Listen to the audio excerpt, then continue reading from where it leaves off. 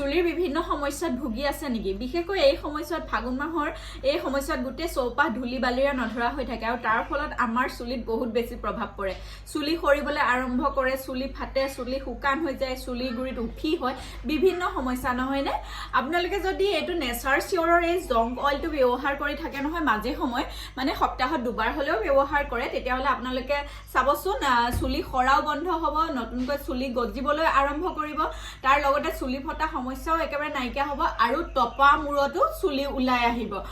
বহুতেই কথাটো বিশ্বাস নকৰে কিন্তু এটো একেবাৰে সঁচা কথা যি সকলে ব্যৱহাৰ কৰিছে তেওঁলোকে বহুত বেছি সুফল পাইছে এতিয়া আপোনালোকৰ মনলৈ প্ৰশ্ন আহিব যে এটো আপোনালোকে ক'ত পাব এটো আপোনালোকে অনলাইন কিনিব পাৰিব মই লিংক পিন কৰি থৈছো কমেন্টত পিন কৰি থৈছো আপোনালোকে লিংকত গৈ ধুনিয়াকৈ কিনি ল'ব পাৰিব দামো বহুত বেছি নহয় এটা বটল যদি কিনি লয় আপোনালোকে 6 মাহ ব্যৱহাৰ কৰিব পাৰিব একেবাৰে সহজতে চুলিৰ সকলো সমস্যা বিদায় দিও নেচাৰ চিয়ৰৰ এই জং তেলটো লগাই